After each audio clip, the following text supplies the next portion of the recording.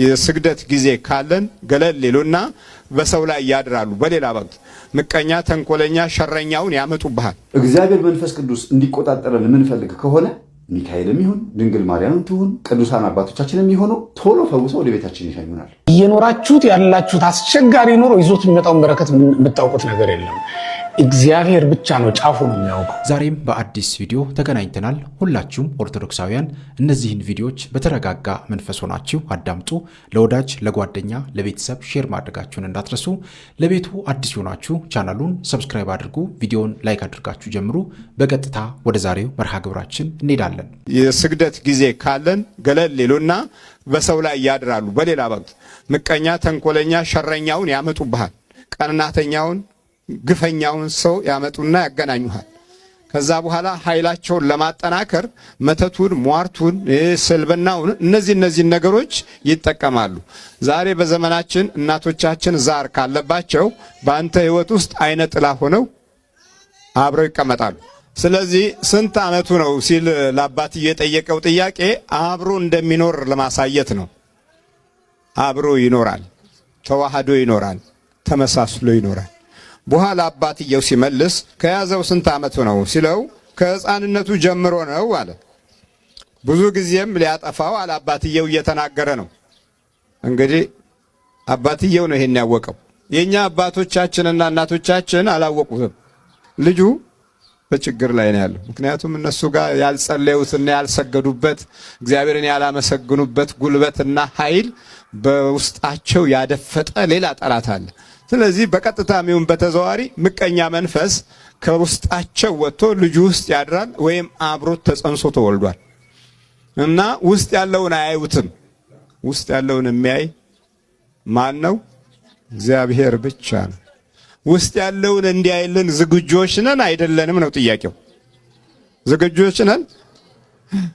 ምናልባት በእናትና አባት ትከሻ ላይ ያሉ ጎረምሶች ይሄ ነገር አይገባቸውም። ነገ እድለቢስነቱ፣ ሞራለቢስነቱና ተስፋ ቆራጭነቱ ወደ ሞት የሚያመራበት መንገድ ላይ ደርሶ የመጥፋትን ዝግጅት ሲቀምሰውና ወይም ተጠቃሎ ከዲያብሎስ ጋር ወደ ሲኦል ሲሄድ ያኔ ነው የሚገባው። ክፉ ትውልድ ቶሎ አይገባውም። ስለዚህ ይኸውልህ ብዙ ጊዜ ሊያጠፋው ወደ እሳትም ወደ ውሃም ጣለው ይላል። ትልቁ ያጋንንት መጠቀሚያ እሳት ነው። ዛሬ እሳትን በዘመናዊ መልኩ ደግሞ በኪሳችን እናገኛታለን አይደልን? እሳት በዘመናዊ መልኩ ላይተር ወይም ክብሪት በኪሳችን ይዘናታል። ይሄ ሂደቱ ነው። ያ ዘመን የነበረው ልጅ እሳት ላይ ነው የሚጥለው። የመጀመሪያው ማጥፊያው እሳት ነው። ይጠፋልኛል እገለዋለሁ ብሎ ከሕፃንነቱ የያዘው እሳት ነው። ዛሬ በሄድኩበት ቦታ ላይ ብዙ ሰው ላይተር ይዞ አድርጎ ሳፕ ሳፕ እያደረገ ሲያቦነው ቀየውና መንደሩን እንዴት እንደሚያውከው። ድሮ እናቶቻችን እሳትና ጭስ የሚያመነጩት ዳቦ ለመጋገር፣ እንጀራ፣ ወጥ፣ ቡና፣ ሻይ ለመጠቀም ነበረ። ዛሬ ያ ሁሉ ጭስ የለም። ዛሬ የተተካው በላይተርና በሲጋራ ጭስ ዛሬ ብዙዎቹ ቀያቸውና መንደራቸውን በክለውታል። እና እሳት ላይ የወደቀ ትውልድ በሉት። የኛ ሕዝብ ደግሞ ነጮቹ የሚያደርጉት ነገር ሁሉ የተመቻቸ አድርጎ ነው የሚያየው። ለድሮዎቹ አባቶች ነጮች እጅግ በጣም መሰሪና ከዲያብሎስ አሰራር ባህሪ ጋር የከፋ ግንኙነት እንዳላቸው ያውቃሉ። የዛሬዎቹ ነጮች ማለት በቃ እጁን ታጥቦ የሰራቸው ናቸው ብለን ምናምነን። ስለዚህ ሲያጨስ ማጨስ፣ ሲዘል መዝለል፣ ሲንፈራገጥ መንፈራገጥ፣ ሲያብድ ማበድ፣ ሲያጠፋ ማጥፋት፣ ሲያወድም ማውደም፣ ሲጠጣ መጠጣት የተለመደ ገጽታዎቻችን ናቸው። ስለዚህ ይኸውልህ በቀጥታም ይሁን በተዘዋዋሪ እሳት ላይ የመውደቃችን እድል እጅግ ረጅሙን መንገድ ሄዷል እና ሁሉም ሲጋራ ለኳሽ ሆኗል። ስለዚህ የጥፋት አንዱ አካል ነው። ኢኮኖሚህን፣ መዓዛህን፣ ሽታህን፣ ክርስቲያናዊ ሕይወትህን፣ በረከትህን፣ የመንፈስ ቅዱስ ጸጋና ሞገስህን ሁሉ የሚያጠፋ አደጋ ሆኖ ይኸው ዲያብሎስ የራሱን አመል ሱስ እየፈጸመብን እንዳለ እንረዳለን። እግዚአብሔር ማስተዋሉን ይስጠን። ስለዚህ ሊያጠፋው እሳት ላይ ይጥለዋል ነው ያለው እና ዘመናዊው ሰይጣንም ይህንን እሳት በዓለም አጠናክሮ በከፍተኛ ሁኔታ ተያይዞታል። በአሕዛብ መስመር ውስጥ ያሉት 95 ከመቶ አጫሾች ናቸው። በኦርቶዶክስ በራሻ ኦርቶዶክስ ውስጥ ያሉት በአብዛኛው ወጣት ትውልድ አጫሽ ነው። በግሪክም እንደዚሁ በአብዛኛው ክፍል አጫሽ ነው። በመንፈሳዊ ተቋም ያሉ ሁሉ በግሪክ አብዛኛዎቹ በዚህ አይነት ልክፍት የተለከፉ ናቸው። ስለዚህ እሳት ላይ የወደቀ ትውልድ ሞልቶናል። እሳት ላይ የወደቀ ባል አለን። እሳት ላይ የወደቀ ልጅ አለን። እሳት ላይ የወደቀ ቤተሰብ አለን። ታዲያ ማን እሳት ላይ ይጥለዋል ብሎ ማን ይናገር ጎበዝ? ይሄ እኮ እሳት ላይ ይጥለዋል ብሎ የተናገረ አባት ችግሩን አይቶ ነው። ችግራችንን ማን የለን ማን ይናገር? ስለዚህ ሁሉም እሳት ለኳሽ ከሆነ ፍቅርን፣ ሰላምን፣ ሞገስን፣ ጸጋን፣ ተስፋን፣ ራእይን መጠበቅ የማይሆን ነገር ነው። ስለዚህ ለልጆቻችን የምንጠብቀው ምን ይሆናል ማለት ነው? ያው እሳት ይሆናል።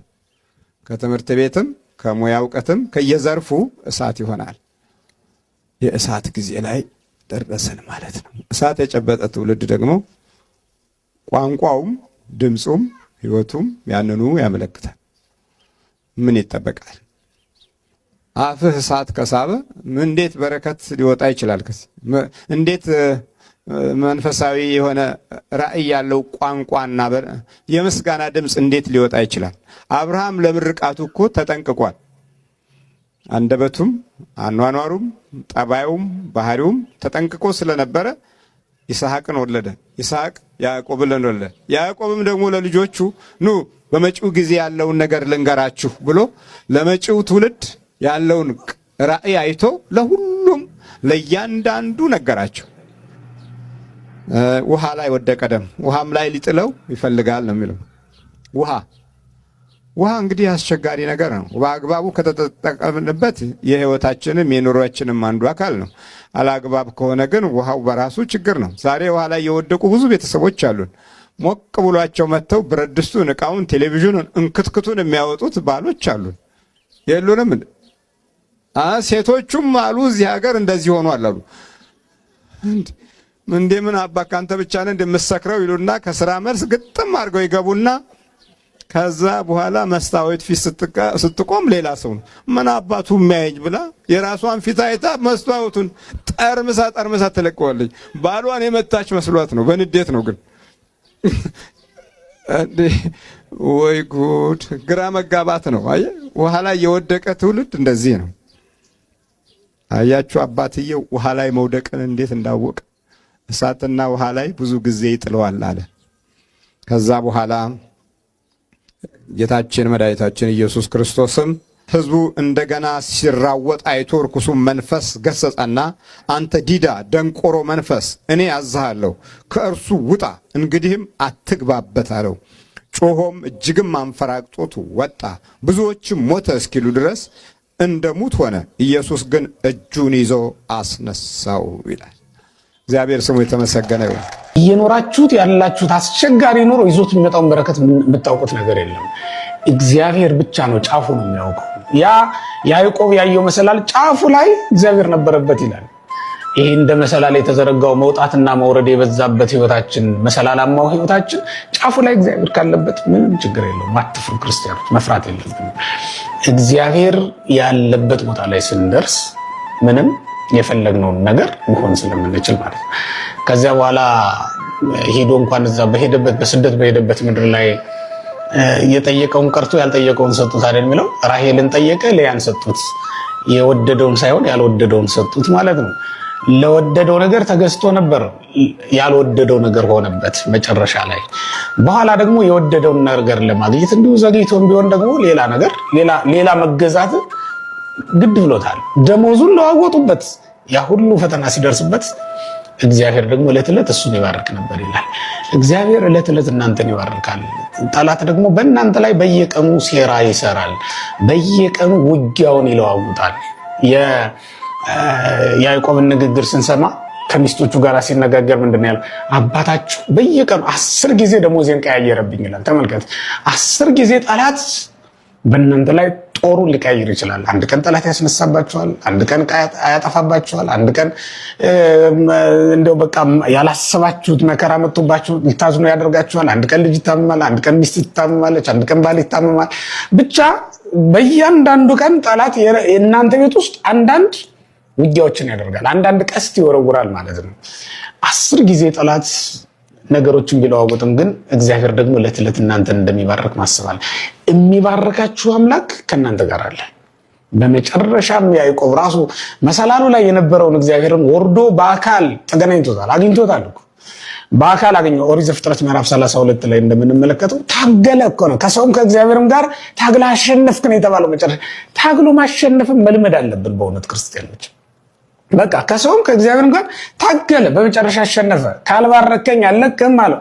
ባረከው፣ ዘርህን አበዛዋለሁ የሚለውን የአባቶቹን ቡራኬ እንደገና ደገመለትና እግዚአብሔር ሸኘው ማለት ነው ወደሚሄድበት ሀገር ላይ።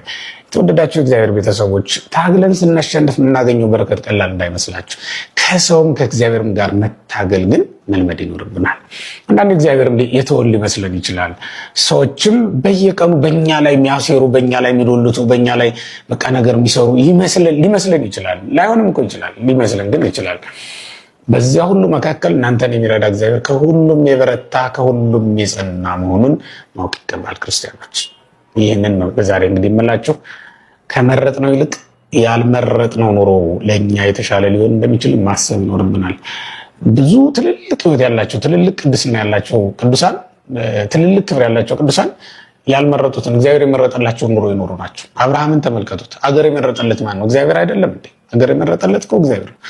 ማርና ወተት የምታፈሰው ምድር አብርሃም የት ያውቃታል? አያውቃትም። አገር የመረጠለት ራሱ እግዚአብሔር ነው። እዚያ በመረጠለት ቦታ ሄዶ ሲኖር ነው እግዚአብሔር አከበረው። ከአብርሃም እንደሚወለድ እግዚአብሔር ራሱ ወርዶ አነጋገረው። ዘርህ እንዲህ ይሆናል ብሎ እንደው በዘርህ የምድር አሕዛብ ሁሉ ይባረካሉ ብሎ የመረጠለት ራሱ እግዚአብሔር ነው። እግዚአብሔር በመረጠልን ኑሮ መኖር መልመድ ይገባናል ክርስቲያኖች። ለዮሐንስ መጥምቅ ማለት ነው። ማን ነው በምድረ በዳ መኖርን በምድረ በዳ ማደግን የመረጠለት ማን ነው? ራሱ እግዚአብሔር እኮ ነው። ዮሐንስ መርጦስ አይደለም ሄደ ወደ ምድረ በዳ። እናቱ ነበረች ይዛው ሸሸችው። እናቱም ሞተች። እናቱ ሞተች። ዮሐንስን ግን በምድረ በዳ እግዚአብሔር አሳደገው ተንከባክቦ ማለት ነው። ዮሐንስ እድገቱ ከሰው ጋር ቢሆን ኖሮ እንደ ሰው ይኖር ነበረ። እድገቱ በምድረ በዳ በመሆኑ ምክንያት ግን ለእግዚአብሔር የተለየ ሰው ሆኖ ቀረ ማለት ነውና ልዩ መልእክተኛ ሆኖ ተመዘገበ። ተመልከት፣ ማንም ያላገኘው ማዕረግ ነው የተቀበለው። መጥምቀ መለኮት ተብሎ ነው የተጠራ። እመቤታችን ቅድስት ድንግል ማርያም ሰው የመረጠላትን እሷ ራሷ የመረጠችውን ኑሮ አይደለም የኖረችው፣ እግዚአብሔር የመረጠላትን ኑሮ ነው የኖረችው። ሐና እናቷ ለቤተ እግዚአብሔር ወስዳ ስትሰጥ ይሄንን ታውቅ ነበር እንዴ? ወላዲተ አምላክ እንደምትሆን ሐና ራሷ ደግሞ የእግዚአብሔር አያት እንደምትሆን ታውቅ ነበር እንዴ? አታውቅም እኮ። የምታውቀው ነገር የለም። ወስዳ ለቤተ እግዚአብሔር ሰጠ። እመቤታችን ቅድስት ድንግል ማርያምም የምትኖረውን ኑሮ ራሷ መምረጥ የምትችልበት ዘመን ላይ አልነበረችም። ምክንያቱም የ3 ዓመት ብላቴና ስለነበረች ማለት ነው። የ3 ዓመት ብላቴና አፏ እህል ያለመደ ልቧ ዘመድ ያልወደደ እናት ገና። ስለዚህም ወሰዷት። በ3 ዓመቷ እግዚአብሔር ተቀበላት። በ12 ዓመቷ በ15 ዓመቷ ደግሞ 12 ዓመት ቤተ መቅደስ ቆይታ አሁንም እንዴት ልትኖሪ ትፈቅጃለች ተብላ ስትጠየቅ ከእግዚአብሔር እንጂ እኔ በማስበው አይደለም እግዚአብሔር ያውቃል ብላ ነው የተናገረችው። በቅዱስ ኤፍሬም በውዳሴ ማርያም ላይ ተጸረወትም ልያምር ምንተን ይላታል። መልካ ውዳሴ የደረሰው ሊቅ በኋላ ላይ ይህን ቃል ወስዶታል። ካበሰረኝ ከመላኩ ቃል በስተቀር ሌላ እንዳላውቅ እግዚአብሔር ያውቃል ብላ እስክትናገር ድረስ እግዚአብሔር በመረጠላት የኖረችው እመቤታችን ቅድስት ድንግል ማርያም ናት። ተመልከቱት። በዮሴፍ ቤት መኖርን እሷ መርጣው አይደለም፣ በእግዚአብሔር ምርጫ ነው የሄደችው። እግዚአብሔር በመረጠላት ኑሮ እየኖረችው ወላዲተ አምላክ የሚል ማዕረግን የተቀበለችው አምላክ ከስጋዋ ስጋ ከነፍሱ እግዚአብሔር ወደ ምድር በተመለከተ ጊዜ ከሷ በቀር ማንንም አልመረጠም። የእግዚአብሔርን ምርጫ ጠብቃ የምትኖር እሷ ብቻ ስለነበረች፣ በራሷ ምርጫ የማትኖር እሷ ስለነበረች እግዚአብሔር ወደ እሷ መጣ ማለት ነው። በራሳችን ምርጫ ያጣነውን ሕይወት በእግዚአብሔር ምርጫ ግን ተቀበልነው መልሰን ማለት ነውና የእግዚአብሔር ምርጫ መልካም ነው እና በዚያ መኖርን መልመድ ይኖርብናል ለማለት ነው። እግዚአብሔር መንፈስ ቅዱስ እንዲቆጣጠረን የምንፈልግ ከሆነ ሚካኤልም ይሁን ድንግል ማርያምም ትሁን ቅዱሳን አባቶቻችን የሚሆኑ ቶሎ ፈውሰው ወደ ቤታችን ይሸኙናል። ትርኪ ምርኪ የምንሰበስብ እዛም ምን አንዴ ማር አለ ሲሉን የተቀደሰ ማር አለ እንደዚህ አይነት ነገር አለ ምናምን ሲሉን እዛም ስንልከሳከስ ችግር ውስጥ እንገባለን። እኔ ለምሳሌ መላከ መንክራትን ብቻ ነው የማውቀው። በቃ መላከ መንክራት መምህር ግርማ ወንድሙ ጋር ሄድኩ፣ ተጠመኩኝ፣ ዳንኩ። ይሄ እዛም ተልከስክሽ አላውቅም። በእርግጥ ብዙ ጸበል ቦታ መሄድ መልከስከስ ማለት አይደለም፣ ግን ገዳማትን መዞር ስታስለምዱት፣ ጸበል ፈለቀ ሲባል መዞር ስታስለምዱት ይለምዳል። ጠቋር መዞር ይለምድና ሁሉም ቦታ ሞከርኩ እምቢ አለኝ ብለው ሃይማኖት ለመቀየርም አንደኛ ነው። ፕሮቴስታንት ያደረጋት፣ ጆባ ያደረጋት፣ የሌላ እምነት ተከታይ አድርጓት የነበረው፣ ካራማውን ብቻ ስታመልክ የነበረው፣ ኦርቶዶክስ ሆና ጥብቅ ኦርቶዶክስ እንዳትሆን ያደረጋት መንፈስ ዛሬ ላይም ጸበሉን እንድትላመድ ያደረጋት ነበር። ስለዚህ ብዙ ቦታ መሽከርከሩ አይደለም ፈውስ የሚመጣው፣ ጠበቅ አድርገን ሁለት ቦታ። አንደኛ እቤታችን በደንብ መስገድ። ለምን እቤት የሚደበቀውን ለመያዝ ሽንት ቤት፣ አልጋ ላይ ምናምን በቃ ይደበቃል መንፈስ። ቆሻሻ የሆኑ ቦታ ላይ አመድ የሚደፋበት ምናምን ቦታ ላይ መደበቅ ባህሪው ነው። እቤት ያለውን በዚህ ይዘዋለን። በአስማንዲዮስ ወይም ደግሞ መጽሐፈ ጦቢት ላይ ያችን ሴት ጭኗ ላይ ተቀምጦ ባሎቿን ሲገል የነበረው አልጋ ላይ ተቀምጦ ባሎቿን ሲገል የነበረው መንፈስ እንደተያዘው ማለት ነው። በቅዱስ ሩፋኤል አማካኝነት ታውቁታላችሁ ታሪኩን። እቤት የሚደበቅ መንፈስ አለ ብለው እሱን ነው። ጸበል ቦታ ስትሄዱ ደግሞ ጸበል ቦታ ሌላ መዳኛ ቦታ ነው፣ እቤትም ሌላ መዳኛ ቦታ ነው። እቤት ያሰርነውን መንፈስ ግን ጸበል ቦታ ስንሄድ እቤት እንዳይቀር እቤት ያሰርነውን ይዘነው እንሄዳለን ማለት ነው። ስለዚህ የቤት መጸለዩ ይቀድማል። ጸበል ቦታ ስንሄድ ደግሞ የታሰረው መንፈስ ጸበል ቦታ ሄዶ እሪ ብሎ ጮሆ ይወጣል። ይገርማል በጣም። እና ቢሮ ወንበር ላይ መቀመጥ፣ ንግድ ቦታ ላይ ሄዶ የመቀመጥ ባህሪ ስላለው ስንሰግድ ስንጸልይ ስራ ቦታችንም ቢሆን ከስራ ቦታ ደግሞ መኖሪያ ቤታችንም ቢሆን ያረፍንበት ቦታ ላይ መጸለይ እንልመድ። ከዛ ደግሞ ቤተክርስቲያን እኮ ቅዱስ ቦታ ነው ራሱ። እዛ እኮ መቼም ቢሆን ሊፈትነን አይችልም። የሚፈትነን የት ነው? ከቤተክርስቲያን ግቢ ውጭ ባለበት ቦታ ነው። ቤተክርስቲያን ግቢ ውስጥ ምናልባት ብንፈተን በገዛ በራሱ ሰዎች ነው። እሱም ደግሞ እኛ እዛ እንውል አናድር። ቤታችን መኖሪያ ቤታችን አለ፣ እዛ ዘላለማዊ የመንፈስ ቤታችን እንጂ የስጋ ቤታችን አይደለም። ስለዚህ ከቤት ነው የሚጀመረው።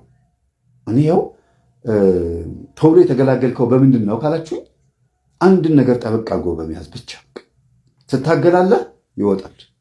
ትንሽ ነው የተጨነኩት። እሱ ደግሞ 1 ዓመት ነው። በቃ 1 ዓመት የበረታብኝ ምንድን ነው ሳላውቀው፣ ስለ መንፈስ ሳላውቅ በፊት የገቡ መናፍስቶች ድንቅ ሆነውብኝ ገርሞኝ፣ እንዴት በዚህ ጊዜ ገባ? በዚህ ጊዜ ሳሙሳ ወንድ ነበረ ይገባል። ፓስታ ያው ወልቂጤ ማን ሆቴል ነው ምናምን የገባብኝ ተሰምታችኋል። በቃ በምወደው መጨረሻ ላይ በቃ እኔ እነዚህ ነገሮች ይቅሩብኝ ብዬ አቆምኩ።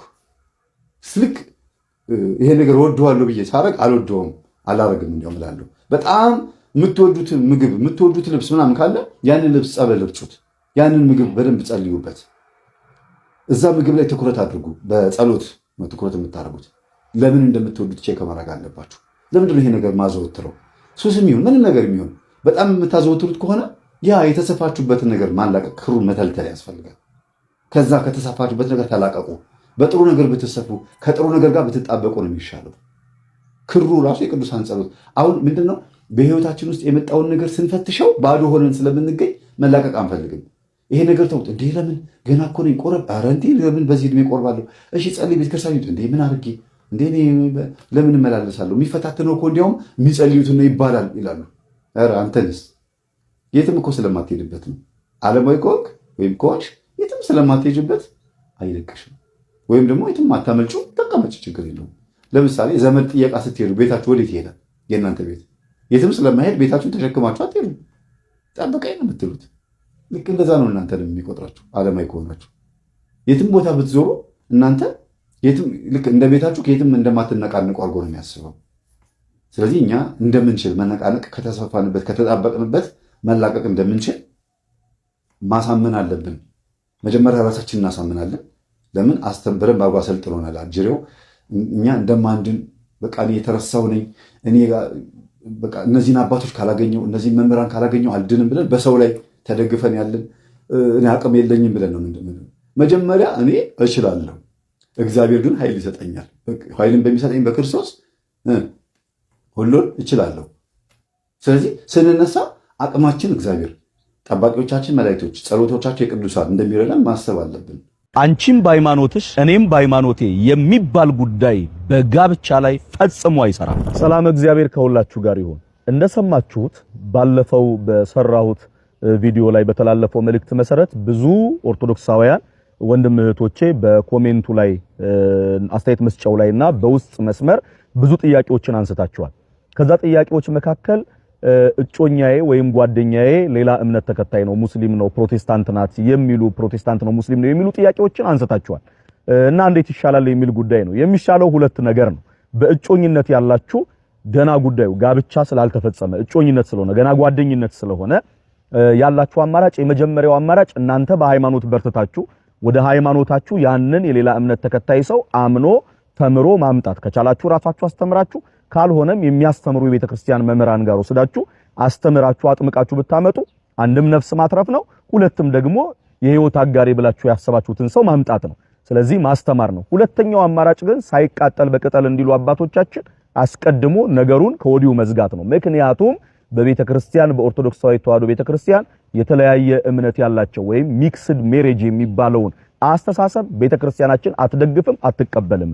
አቋሟ ይሄ ነው። ወይ አስተምራችሁ ማስጠመቅ ነው ወይም ጓደኝነታችሁን ከወዲሁ ማቋረጥ ነው። ነገር ግን ጋብቻ መስረታችሁ በተለያየ አይነት ሁኔታ ወይ ጋብቻ ከመሰረታችሁ በኋላ የሃይማኖት መለያየት ከመጣ ወይም ደግሞ ሳታውቁ ልብ ሳትሉ ጋብቻ መስረታችሁ የምትኖሩ ሐዋርያው እንደተናገረ የማታምን ሚስት ያለችው ቢኖር ምን ታውቃለህ እሷ ባንተ ትቀደሳለችና አትተዋት ብሎ ስለሚል እርሷን መተው ተቋሙን ማፍረስ ልጆችን ደግሞ መበተንም ጭምር ስለሚሆን በተቻለ ሁኔታ እናንተ በጋብቻው ውስጥ ያላችሁ ኦርቶዶክሳውያን እናንተ በሃይማኖታችሁ በኦርቶዶክሳዊነታችሁ እጅግ በጣም በርትታችሁ ያንን ሰው በእናንተ ብርታት በእናንተ ማንነት ገፍታችሁ ጎትታችሁ እንድታመጡት እንድታስተምሩት እናንተ በርቱ። ነገሩ መፍረስ ሳይሆን ወደ አንድ የምትሆኑበትን ጉዳይ በእናንተ ብርታትና በእናንተ ሃይማኖታዊ ጥብዓት ላይ የተመሰረተ ይሆናል ማለት ነው። በእጮኝነት ያላችሁ ግን ሁለቱን መሰረታዊ ጉዳዮች ከወዲሁ አስቡ። ብዙዎቻችሁ እንዲህ አይነት ችግር ውስጥ ነው ያላችሁት። በጣም በፍጥነት መፍትሄ እንድትወስዱ አሳስባለሁ። ሰላም እግዚአብሔር ከሁላችን ጋር ይሁን። ጸበል ለመጠመቅ ከግብረ ስጋ መከልከል ያለብን ስንት ቀናትን ነው የሚል ጥያቄ ደርሶኛል ማለት ነው። በብዛት ነው የተጠየቀው ይሄ ጥያቄ። ስለዚህ ዛሬ ይሄንን ለመመለስ መጥቻለሁ። ነገር ግን ሁላችሁም የልዑል እግዚአብሔር ልጆች 10 ጊዜ ኮፒ ሊንክ በማድረግ ለሁሉም ሰው ታዳርሱልኛላችሁ ማለት ነው። ለሁሉም ሰው አዳርሱልኝ።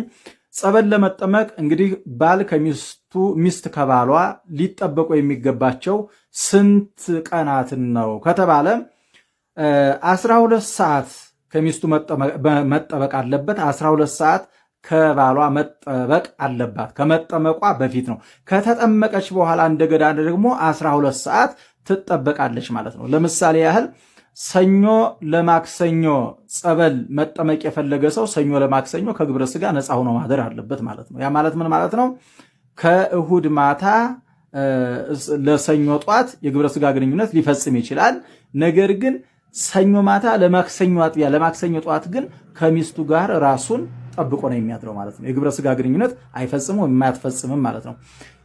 ማክሰኞ ጧት ጸበሉን ከተጠመቀ ወይም ከተጠመቀች በኋላ ግን ከማክሰኞ ጧት እስከ ማክሰኞ ማታ ድረስ የግብረ ስጋ ግንኙነት መፈጸም አትችልም። ማክሰኞ ማታ ለሮብ እንፈጽማለን ነው ከተባለ አርብና ረቡዕ የግብረ ስጋ ግንኙነት አይፈጸምም ተብሏል። ስለዚህ ጸበሉን እንዴት አድርገን ነው መጠመቅ ያለብን ከተባለ እንግዲህ ጸበሉ ቢሆን የሚመከረው ረቡዕ ጧት ተጠምቆ ጸበሉን ሳይጠጡ አሁን በጸበል ቦታ ላይ የምናያቸው እጅግ በጣም መደዴ የሆኑ ስርዓቶች አሉ።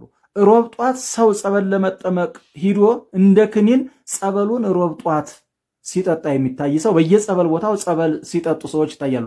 በጣም ነውር ነው፣ አይደረግም።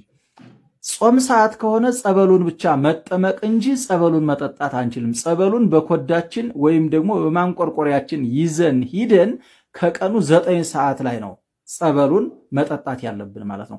ጸበል ስንጠመቅ የሚያስፈልጉ ነገሮች አሉ። ምን ያስፈልጋሉ? የመጀመሪያው ንስሐ፣ ከዛ ቀጥሎ ደግሞ ጸሎት፣ ከዛ ቀጥሎስ ስግደት፣ ከዛ ቀጥሎት ደግሞ ምጽዋት፣ ለሌሎቹ ርኅራኄ ማድረግ ያስፈልጋል ማለት ነው። ስለዚህ ጾሙን ሽረነዋል ማለት መጾም አለብን። አንድ ጸበል የሚጠመቅ ሰው ጾም ጾሞ እንኳን የማያውቅ ቢሆን መጾም አለበት። ጾም፣ ጸሎት፣ ስግደት፣ ምጽዋት እነዚህ አራቱን እየፈጸመ ነው ጸበል መጠመቅ ያለበት ማለት ነው። ጸበል ሊጠመቅ የሄደ ሰው ጸበሉን ተጠምቆ ወዳውኑ ደግሞ ወጣ ብሎ ደግሞ በሃይላንድ ውሃ ይጠጣል ጸበል ይጠጣል እንዴ? አይጠጣም።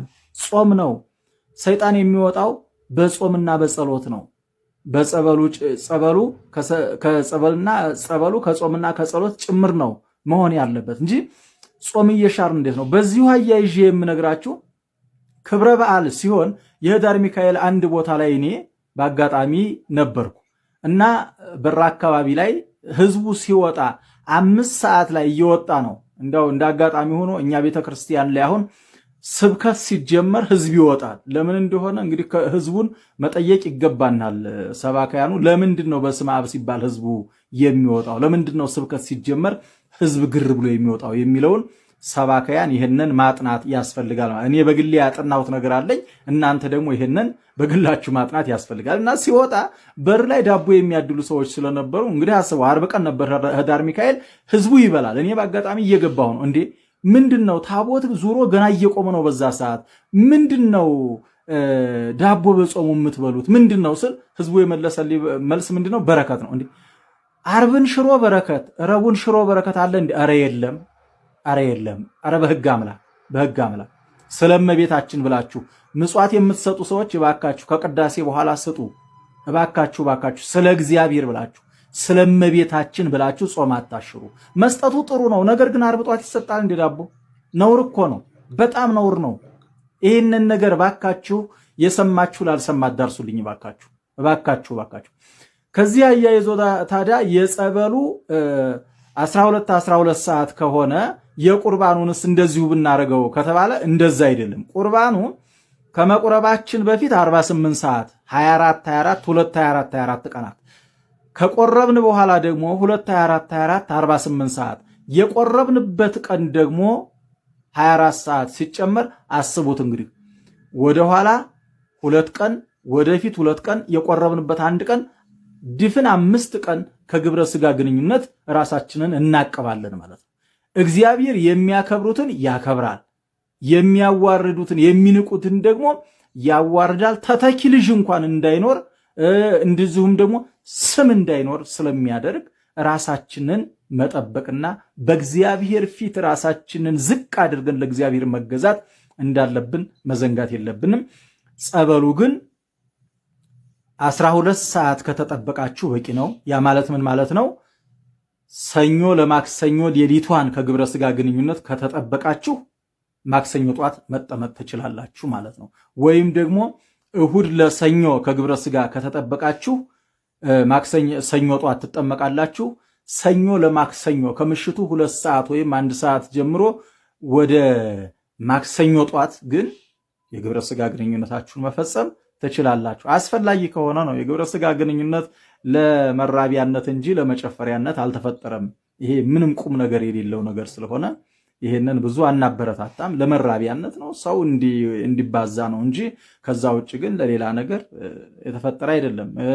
ከፍተኛ የዝሙት ችግር ያለባቸው ሰዎች ሌላ ሴት ላይ ሄደው እንዳይሴስኑ፣ ሌላ ወንድ ላይ ሄዳ እንዳትሴስን እርስ በርሳቸው እንዲጠባበቁ ነው የተደረገው። ሌላው የጋብቻ መሰረቱ ሶስተኛው ምንድነው? ለመረዳዳት፣ አንዱ ሲታመም አንዱ እንዲያግዘው፣ አንዱ ሲደክም አንዱ እንዲደግፈው ነው እንጂ ከዛ ውጭ ሌላ ነገር የለውምና ስለዚህ የግብረ ስጋ ግንኙነት ዕለታዊ ፍጆታ ወይም ደግሞ መሰረታዊ ፍላጎት አይደለምና ወደ ጾም፣ ወደ ጸሎት፣ ወደ ስግደት፣ ወደ ምጽዋት ነው ማድላት ያለብን። በጥቅሉ የግብረ ስጋ ግንኙነት እንደው እድሜ ያሳጥራል እንጂ የሚጨምረው ነገር ስለሌለ እንደ ቁም ነገር መቁጠር የለብንም። ለሁሉም ሰው እንዲዳረስ 10 ጊዜ ኮፒ ሊንክ እያደረጋችሁ አዳርሱልኝ። ውድ ቤተሰቦቼ በዛሬው ቆይታችን እንግዲህ እነዚህንና መሰል ጉዳዮችን ለመዳሰስ ለማየት ሞክረናል። በቀጣይም እንደዚሁ የሚያነቁ የሚያበረታቱ መንፈሳዊነታችንን ከፍ የሚያደርጉ ትምህርቶችን ቪዲዮዎችን ይዤላችሁ እስከምንገናኝ ድረስ የቅዱሳን አምላክ ከሁላችን ጋር ይሁን። በሀገር ውስጥም ከሀገር ውጭም ያላችሁ ኢትዮጵያውያን፣ ኤርትራውያን ቤተሰቦቼ ሰላም እግዚአብሔር ከሁላችሁ ጋር ይሁን እላለሁኝ። ሁላችንም እነዚህን ቪዲዮዎች ለብዙ ሰዎች ተደራሽ እንዲሆን ሼር ማድረጋችንን እንዳንረሳ። የተሰማችሁን ሐሳብ፣ ጥያቄ በኮሜንት ላይ መጻፋችሁን እንዳትረሱ። እግዚአብሔር አምላካችን ከሁላችን ጋር ይሁን እላለሁኝ።